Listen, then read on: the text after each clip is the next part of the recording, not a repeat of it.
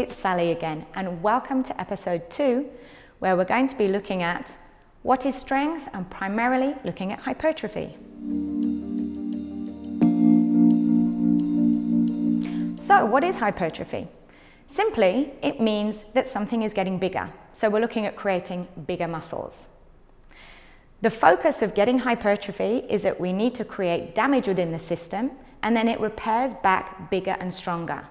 So we create stress, the body doesn't like it, panics, doesn't want to be stressed like that again, so it lays down more tissue and we get an increase in muscle size.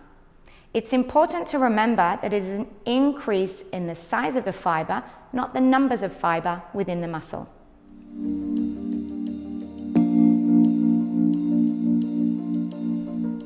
Now, one hormone that's linked to growing in size and hypertrophy is testosterone.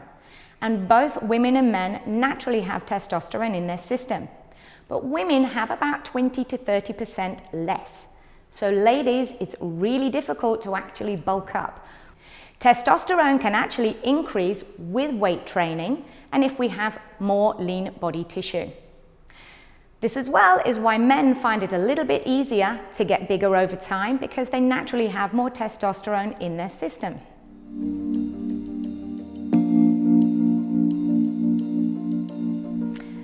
The role of nutrition is essential. So remember, when you are feeding a tissue and you're wanting it to repair and get bigger, what you put in your mouth is super important. We are what we eat, and you need a really dedicated diet to help with good muscle growth. You also need to be looking at the same time about what are the other things you're doing, training and energy expenditure wise. So when you want to hypertrophy or bulk up or get bigger, you need to be in what's called an energy reserve, not an energy deficit, which is something we might be more familiar with when we're wanting to look lean or ripped. They're not the same thing. So when looking at nutrition, it's important always to have a healthy diet anyway, so that you can have robust tissues and a strong, healthy nervous system. But if you really want to work on decent hypertrophy, you probably want to couple up with a dietitian or nutritionist.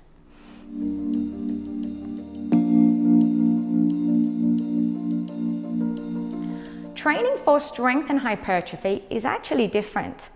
So when we're looking at hypertrophy training, bigger muscles, we want to be looking at maybe 2 to 3 sets of training, 10 to 15 repetitions, but you want to go to fatigue. You need to really add that stress into the system so that you can create the repair and growth.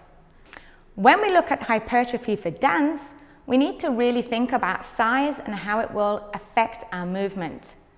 The bigger we get and the bigger the muscles get, the less degrees of movement or less degrees of freedom of movement that we have. And as dancers, we want to be able to move all over the place with lots of variability. So we need to be mindful that we don't get too big. Getting larger muscle size is important because it will be able to create more force. So if you're looking at doing lifts, partner work, a lot of floor work, it is going to be useful to be looking at hypertrophy training. But then we also might want to consider other things like strength and stability training and motor unit recruitment. So in episode 3, we're going to be talking about other areas of strength and how it is applicable for you as a dancer and how we can train that.